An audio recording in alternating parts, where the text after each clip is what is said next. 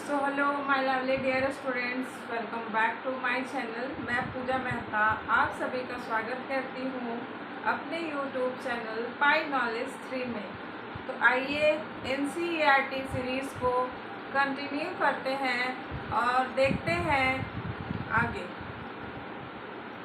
तो हम लोग का जो फर्स्ट चैप्टर था एनसीईआरटी साइंस का, विज्ञान का अनूठा संसार, ये जो हमारा फर्स्ट चैप्टर है ये है हमारा विज्ञान का अनूठा संसार। इस चैप्टर का मेन मोटिव ये है कि बच्चे जो है वो प्रश्न पूछ सके, खुद से ऑब्जर्वेशन कर सके, खुद से एक्सपेरिमेंट कर सके, उनके मन में ये जिज्ञासा हो कि ये कैसे होता है, ये हुआ तो इसका होने का प्रोसेस क्या था। तो ये जो पहला चैप्टर है, इस पहले चैप्टर में सिर्फ प्रश्न पूछे गए हैं। तो प्रश्न से बच्चों के मन में एक क्यूरियोसिटी आएगी, एक जिज्ञासा आएगी प्रश्न पूछने की, जो कि अभी तक प्रश्न पूछने की जो क्यूरियोसिटी है उसको ख़त्म कर दिया गया था। अभी जो हमारी ओल्ड एजुकेशन पॉलिसी है उसमें जो है रटंत विद्या को ज़्यादा वैल्यू दिया गया है। टीचर एक नोट्स लेके आएंगे, समरी लेकर के आएंगे और बोर्ड पर लिखेंगे और बच्चे उसे राइट डाउन करेंगे और फिर उसे मेमोराइज करके और फिर देन नेक्स्ट डे उसे याद करेंगे, फिर उसका टेस्ट देंगे, फिर उसमें अच्छे मार्क्स आएंगे। This is our education policy कि सिर्फ मेमोराइजेशन पे ध्यान दिया गया था। लेकिन एनसीईआरटी की एक अच्छी पहल है, मैंने ओल्ड एनसीईआरटी भी पढ़ी है और न्यू एनसीईआरटी भी मैंने पढ़ा। उसमें मैंने ये देखा कि दोनों में फ़र्क है, बस इतना कि इसमें बच्चे को सोचने का अवसर दिया गया है और खुद से प्रश्न पूछने का अवसर दिया गया है। तो ये एनसीईआरटी का जो फर्स्ट चैप्टर है बच्चों में क्यूरियोसिटी जगाता है। तो आइए समझते हैं नेक्स्ट पार्ट में हम लोग। तो अभी तक हम लोगों ने ये देखा कि पृथ्वी एक विविध प्रकार की उसमें विविधता है, जीव जंतु के रेस्पेक्ट में है और पेड़ पौधे हैं, छोटे छोटे जीव जंतु, पेड़ पौधे, बहुत सारी विविधताएं पृथ्वी पर है, जल है, जीवन संभव है। तो पृथ्वी की एक अलग विशेषता है जहाँ पे एक जीवन संभव है और वहाँ तक हम लोगों ने पिछले पार्ट को कंप्लीट किया था। तो आइए नेक्स्ट कवर अप करते हैं। क्या आपने कभी बीज को अंकुरित होते हुए तथा पौधे को विकसित होते हुए देखा है? एनसीईआरटी ये कहता है कि क्या आपने बीज को अंकुरित होते हुए कभी देखा है? पहले के मैं एक किसान की बेटी हूँ और मैंने अपने घर में ये चीज़ देखा है कि पौधे बीज से कैसे अंकुरित होते हैं और लगभग भारत के सभी घरों में कम या ज़्यादा सब लोग फार्मिंग का काम करते हैं। सभी लोगों के घरों में फार्मिंग का काम होता है। तो जब मैं छोटी थी तो मेरी मम्मी जब सुबह जैसे कद्दू या फिर ये आपका हो गया भिंडी हो गया और भी बहुत सारे सब्जी होती हैं, तो सारे के जब बीज लगाने होते थे तो उससे जो है मिट्टी में कपड़े में डाल करके, कॉटन कपड़े में डाल करके और मिट्टी में उसे जो है थोड़ा नीचे गड्ढा खोद कर उसमें डाल देती थी और सुबह देखती थी तो उसमें अंकुरन आ जाता था और वही अंकुरित जो बीज होता था उसे खेत में ले जा करके आराम से लगाया जाता था। फिर उसमें खाद पानी डलती थी, फिर उसमें फल आते थे। तो एनसीईआरटी कहता है कि क्या आपने बीज को अंकुरित होते हुए देखा है तथा पौधे को विकसित होते हुए देखा है?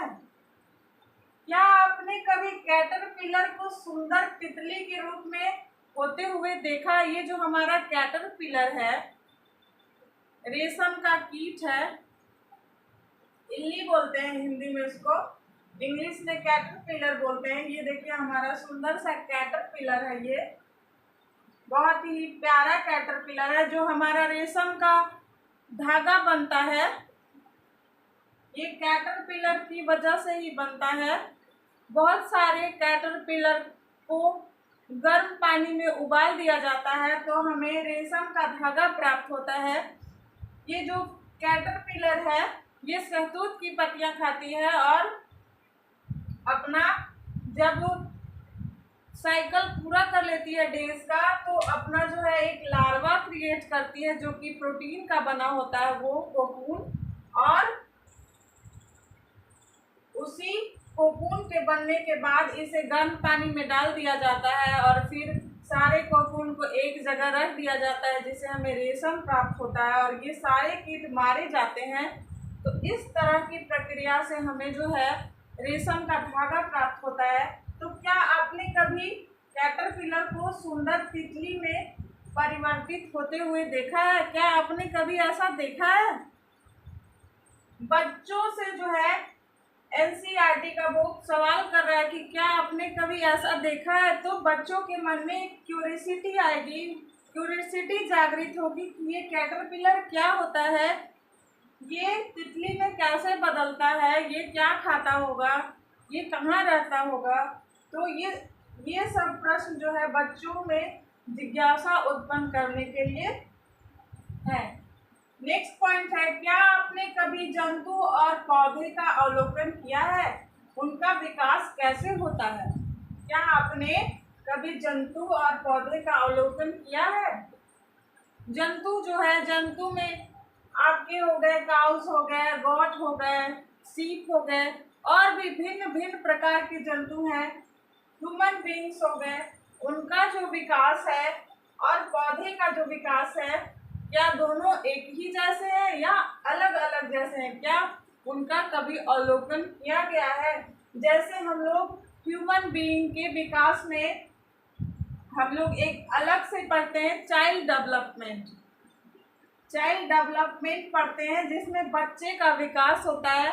अभी हमारी जो न्यू एजुकेशन पॉलिसी 2020 जो अभी रिसेंटली 5 साल पहले अभी लाई गई है, 6 साल पहले, वो अभी उसका इम्प्लीमेंट किया जा रहा है।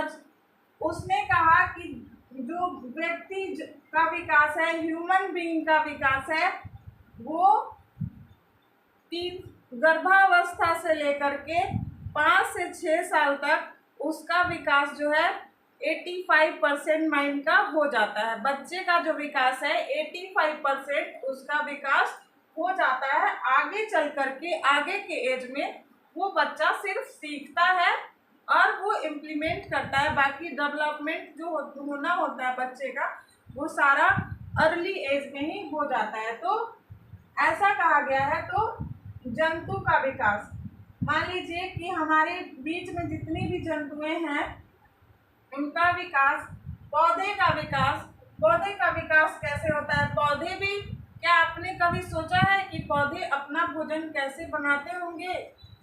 पौधे भी अपना भोजन बनाते होंगे तभी तो उनका विकास होता है। उनको जीवित रहने के लिए कौन कौन सी भोजन की आवश्यकता पड़ती है, उन्हें भोजन कहाँ से मिलता है? तो ये सब सवाल जो है इस चैप्टर में है। आइए नेक्स्ट पॉइंट को देखते हैं। वास्तव में पौधे और जंतु के विकास के लिए हमें भोजन की आवश्यकता होती है। पौधे और जंतु के विकास के लिए हमें एक स्वस्थ आहार भोजन की आवश्यकता होती है। अगर किसी व्यक्ति को भोजन ना मिले, किसी पौधे को अगर पोषण ना मिले, भोजन ना मिले, तो वो विकसित ही नहीं होगा। अगर हम एक पौधा लगाते हैं, एक बीज लगाते हैं, उसमें प्रॉपरली अगर हम जा करके उसका देखभाल ना करें, उसे केयर ना करें, तो वो एक वृक्ष का रूप कभी नहीं लेगा, वो हमेशा जो है वो बीज के ही रूप में रह जाएगा और फिर अंततः वो धरती में विलीन हो जाएगा।